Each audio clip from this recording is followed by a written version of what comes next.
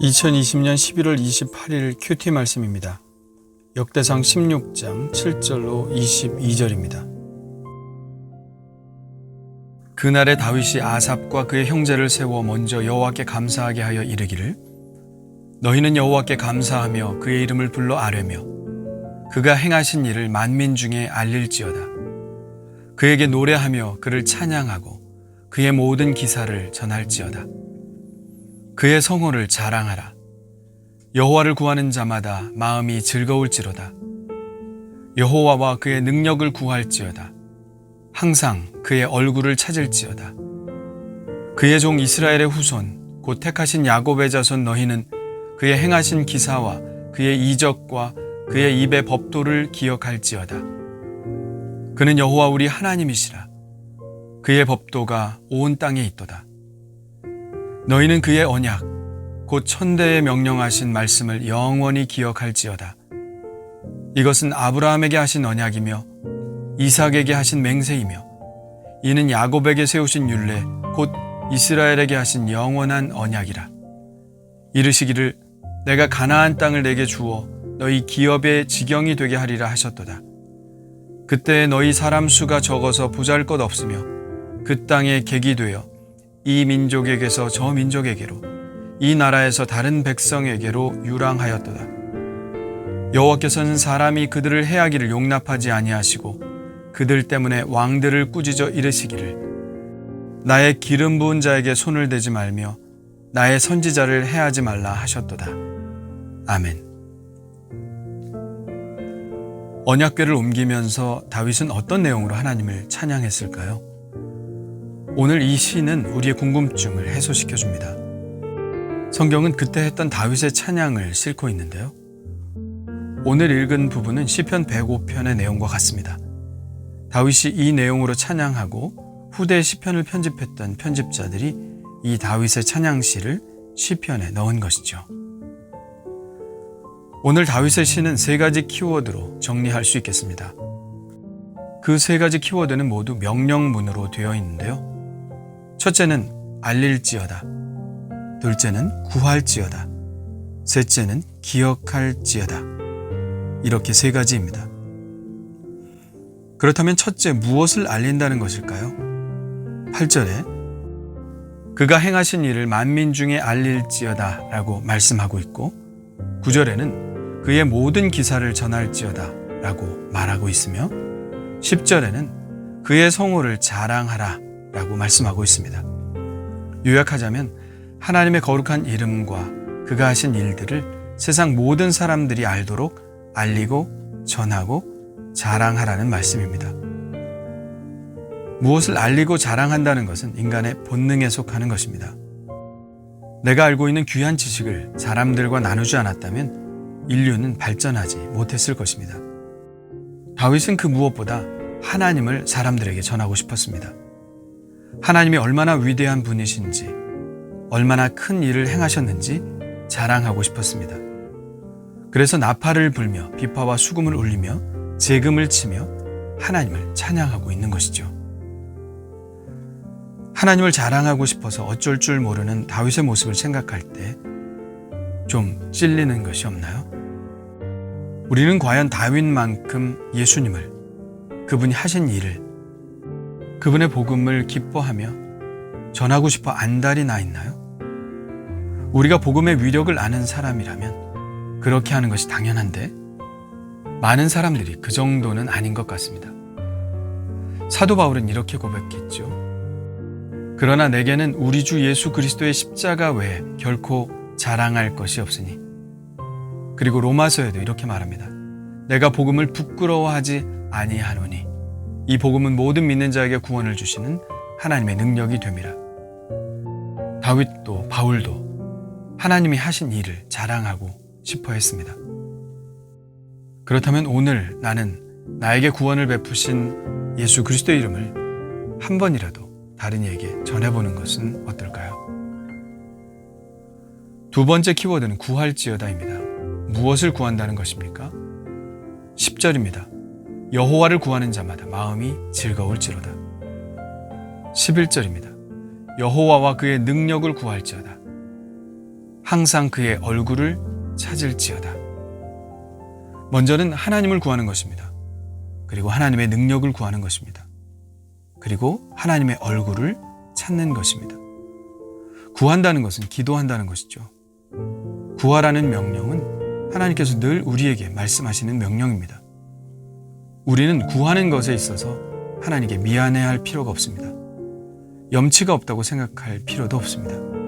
이것은 하나님께서 우리에게 가장 바라시는 것이기 때문입니다. 예수님은 3번씩이나 강조하며 말씀하셨죠. 구하라. 그리하면 너에게 주실 것이요. 찾으라. 그리하면 찾아낼 것이요. 문을 두드리라. 그리하면 너에게 열릴 것이니. 구하는 것은 자녀가 아버지에게 할 수 있는 당연한 권리입니다. 그리고 아버지로서 자식에게 주는 것은 또 당연한 의무이고요. 이것은 주님이 말씀하신 비유에 이미 드러나 있는 사실입니다. 너희가 악한 자라도 좋은 것으로 자식에게 줄 알거든 하물며 하늘에 계신 너희 아버지께서 구하는 자에게 좋은 것으로 주시지 않겠느냐. 그러므로 자녀된 우리는 아버지 되신 하나님께 구하는 데 있어서 좀 더 자신감을 가질 필요가 있겠죠. 그런데 지금 다윗은 무엇을 구하고 있나요? 무엇보다도 그는 하나님 자신을 구하고 있습니다. 다른 것 다 필요 없습니다. 하나님 한 분만이면 됩니다. 나의 참 만족은 오직 하나님 자신이십니다.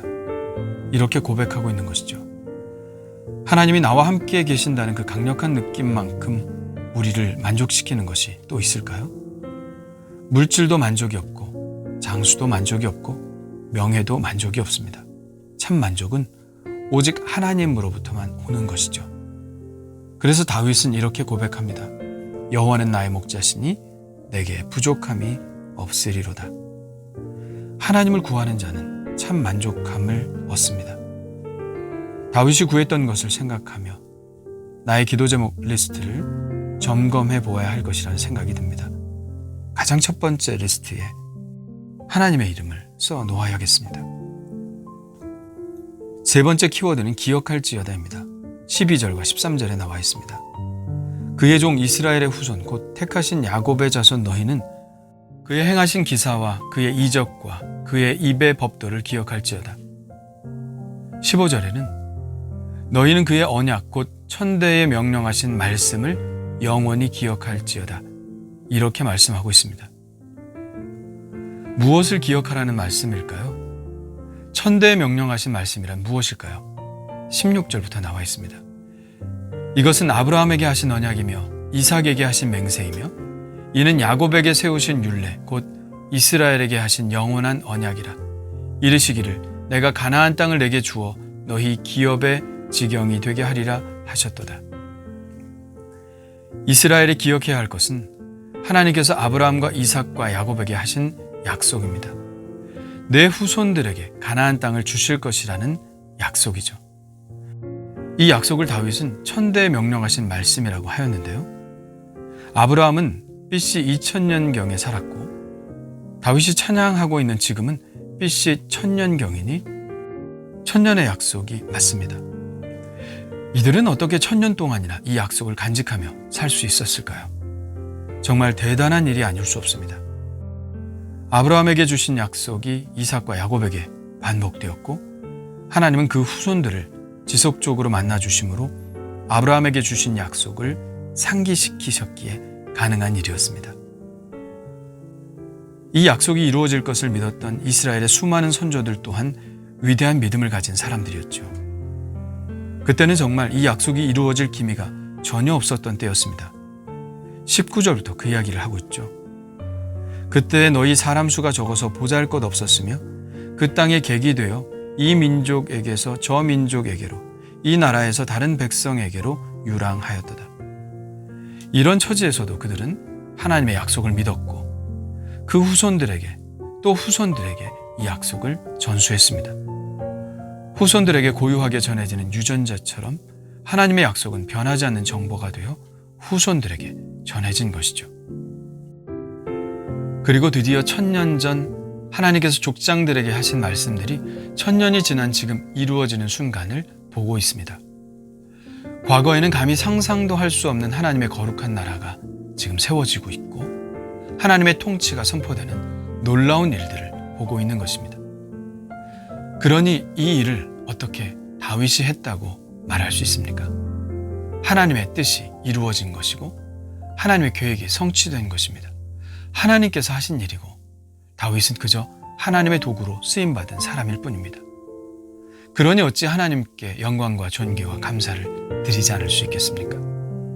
모든 것이 하나님의 은혜입니다 라고 고백할 수밖에 없는 것이죠.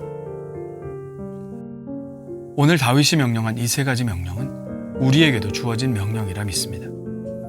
하나님의 거룩하신 이름을 이 세상에 자랑하는 것, 오직 하나님의 얼굴을 구하며 그 능력을 구하며 살아가는 것, 하나님의 은혜와 약속을 기억하며 그 말씀을 붙들고 살아가는 것, 그것은 우리의 삶에 항상 있어야 할 것입니다.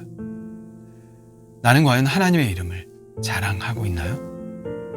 나는 물질이 아니라 참 만족되신 하나님을 구하고 있나요? 나는 하나님의 약속을 기억하고 믿음으로 붙들며 살고 있나요? 주님 감사합니다. 다윗이 인간적으로 볼 때 큰 업적을 이룬 사람인 것은 사실인데 그 모든 영광을 하나님께 돌리고 있는 것을 봅니다.